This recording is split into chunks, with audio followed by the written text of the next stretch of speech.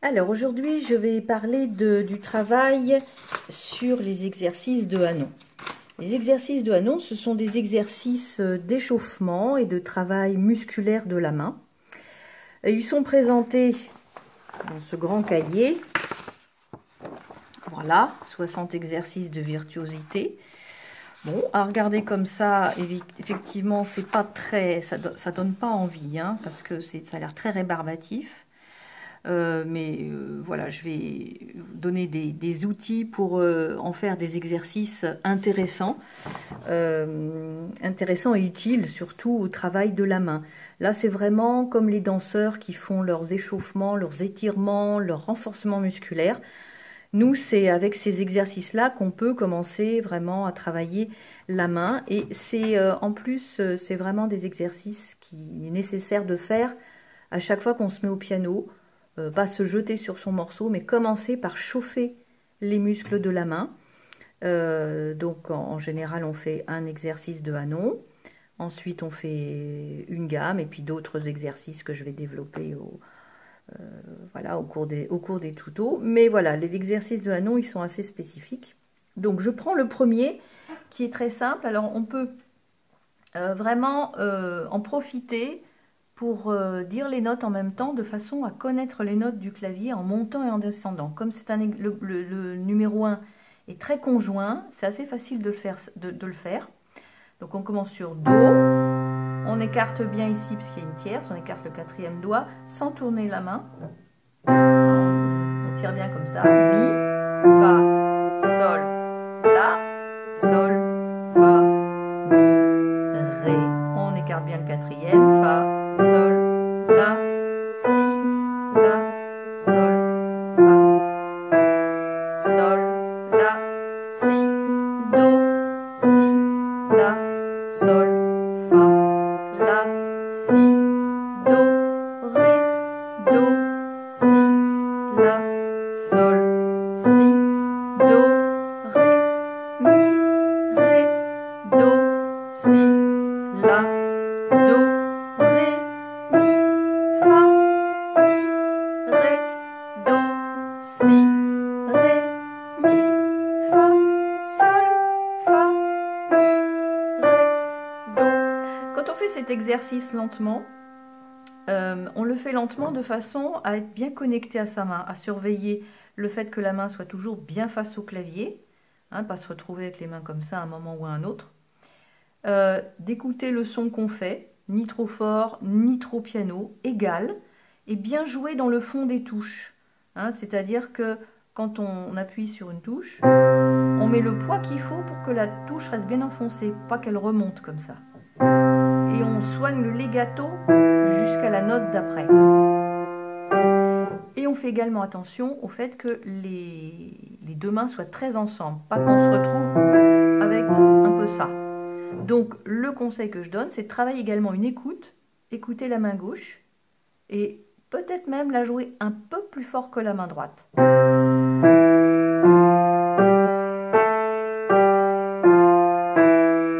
Voilà, de façon à avoir un son, un joli son bien homogène. Je fais la descente en disant les notes toujours, donc j'étais arrivée sur Sol, Sol, Mi, Ré, Do, Si, Do, Ré, Mi, Fa, Ré, Do, Si, La. On suit toujours bien la main gauche, Do, Ré, Mi, Do, Si, La, Sol, La, Si, Do, Ré, Si, La, Sol, Fa. Sol, La, Si, Do, La, Sol, Fa, Mi, Fa, Sol, La, Si, Sol, Fa, Mi, Ré, Mi, Fa, Sol, La, Fa, Mi, Ré, Do. Bon, ça c'est pour apprendre l'exercice. Ensuite, surtout rester dans un premier temps à ce tempo-là. Hein, le fait de jouer lentement permet de faire les choses en conscience, de prendre le temps de s'observer et de s'écouter. La vitesse, après, en général, c'est pas un problème une fois qu'on a bien installé l'exercice dans la tête et dans les doigts. La vitesse, voilà, c'est une étape ultérieure. Ensuite, quand on joue, il faut donc essayer de bien garder les mains face au clavier. Hein. Et ensuite, on va introduire une souplesse du poignet. C'est-à-dire qu'en fait, le poignet, quand on va jouer, il va faire une sorte de... Dans l'air, il va faire une sorte de mouvement comme ça, de rotation, comme s'il dessinait un O. Donc, je commence le poignet un peu haut, je le monte, et quand la formule descend, il descend. C'est pas grand-chose, hein, c'est pas un énorme dessin.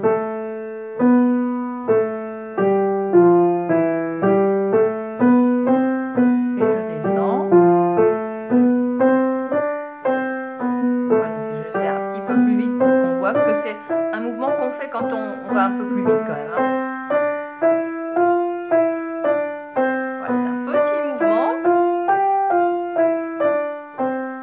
Voilà, prendre le temps de s'arrêter et on redescend. Je descends, je remonte, je descends, je remonte.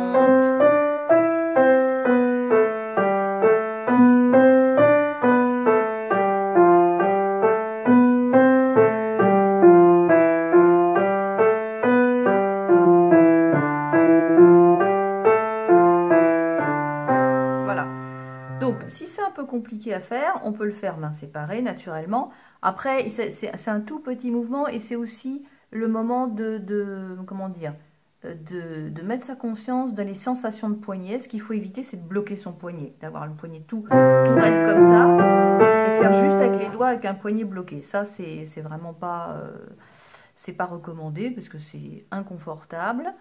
Ça nous donne un son qui est dur, voilà. Donc, le but, c'est de jouer avec des muscles développés et un poignet souple. Bon, ça, c'est une première chose. Ensuite, on peut jouer avec les articulations, c'est-à-dire, au lieu de...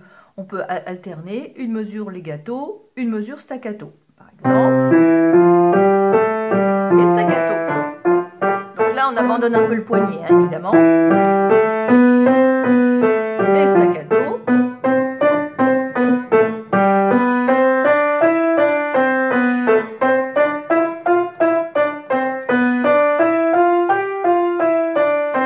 Voilà, et on fait pareil pour la descente. Une mesure legato, une mesure staccato. On peut également faire une main staccato, une main legato. Alors, soit on fait toute la montée, soit on change mesure par mesure. Donc, staccato à droite, staccato à gauche.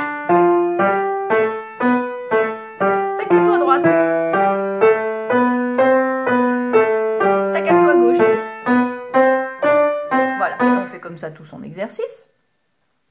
Ensuite, on peut y mettre des rythmes. Donc, le premier rythme que je propose, c'est croche pointée double.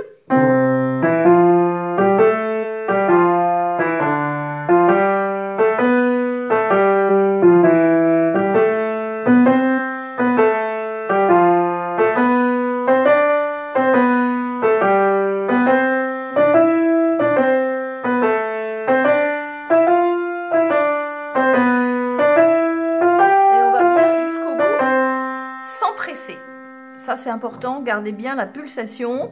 Donc, on va à la vitesse qu'on veut, mais du début à la fin, on reste sur la même pulsation. Hein. C'est l'occasion. On travaille le son, on travaille l'écoute, on travaille la conscience des doigts, du poignet, et on travaille aussi le fait qu'on écoute une pulsation et qu'on reste à la même vitesse. Et si on sent qu'on a du mal, eh ben, on demande à Monsieur Métronome de venir donner un petit coup de main. La descente.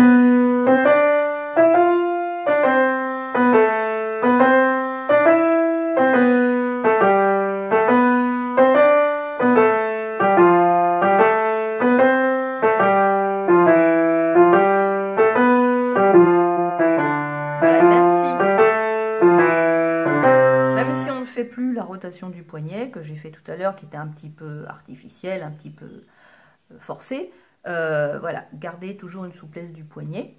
Voilà, ça c'était croche pointée double. Le contraire, une double croche pointée, donc ça fait, au lieu de commencer, on commence par et on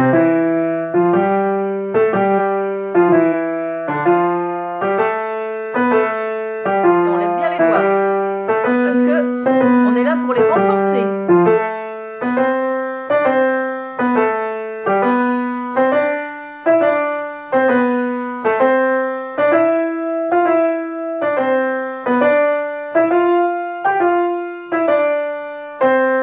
la descente.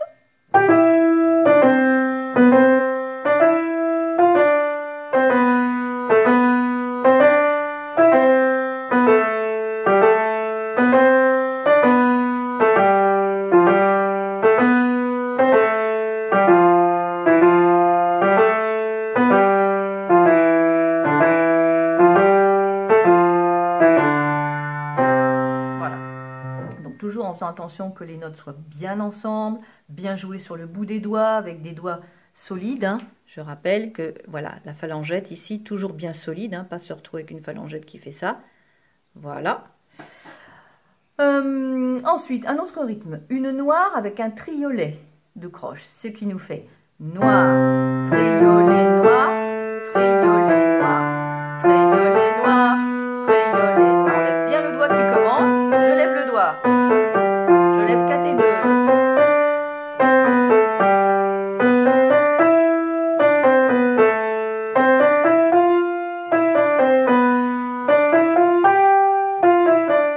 Et je descends. Dans une nuance mezzo forte.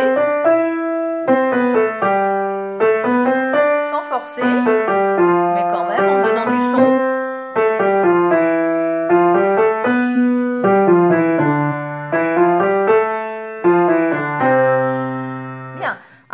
Travailler les nuances, c'est-à-dire on peut par exemple se faire une mesure forte, une mesure piano. On peut également faire une main piano, une main forte. Alors ça on fait comme on veut, soit on fait toute la montée forte, toute la descente piano, mais ça je conseille pas trop. Plutôt une mesure forte, une mesure piano, c'est peut-être plus adapté. Plus rien. Fort.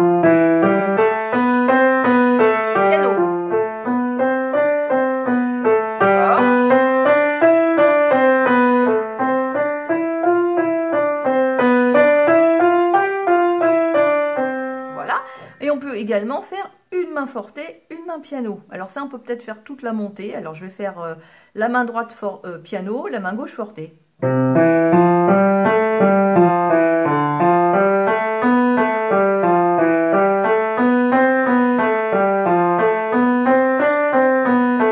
Alors je rappelle que si on a du mal à faire ça, on peut, on fait semblant pour apprendre à la main à jouer piano. On fait semblant, c'est-à-dire qu'on lève bien les doigts comme ça, en articulant bien, on fait semblant de faire son exercice, sans appuyer sur les touches, mais en jouant bien les gâteaux par contre, hein, pas en sautant comme ça, bien les gâteaux comme ça. Et puis on peut jouer comme ça. Donc il y a une main qui joue fort, la main gauche en l'occurrence, et l'autre fait semblant. Et après quand on le sent, on appuie un petit peu. Et voilà. On a la nuance. Et après, bon, quand on est à l'aise, on accélère.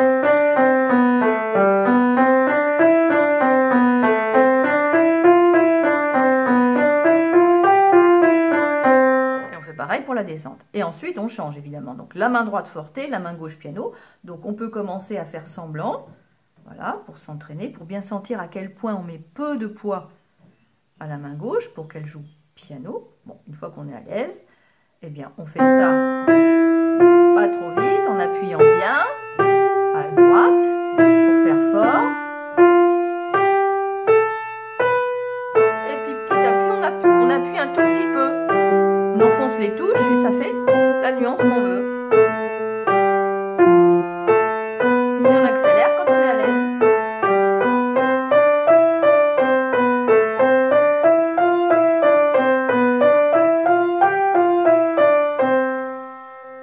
Voilà, on peut aussi s'entraîner à faire des crescendo.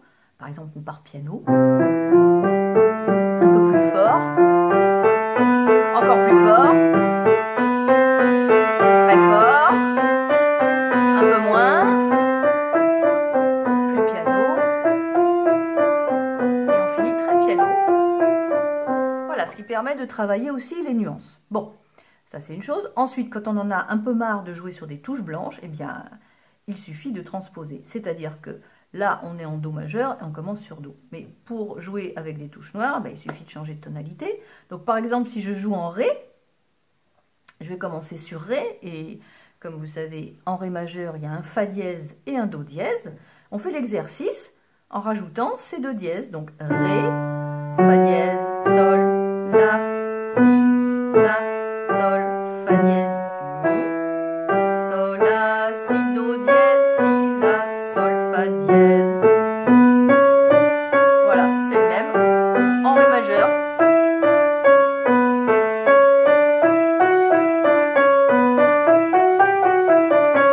Et on s'arrête sur Ré. Et puis après on commence sur La.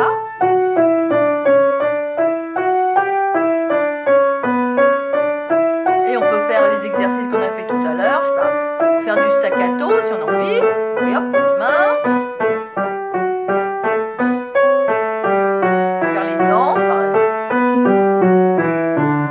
Donc on peut mélanger après tous ces éléments pour travailler cet exercice de manière à utiliser cette base pour travailler différents éléments de rythme, de pulsation, de toucher, d'écoute, de sensation dans la main. Voilà. Et sur tous les exercices de Hanon qu'on fait, on a vraiment intérêt à travailler avec tous ces outils-là et à rester longtemps sur chaque exercice de manière à bien l'intégrer. Parce qu'il donne quand même des petites formules, des petites formules qui sont utilisées souvent dans la musique.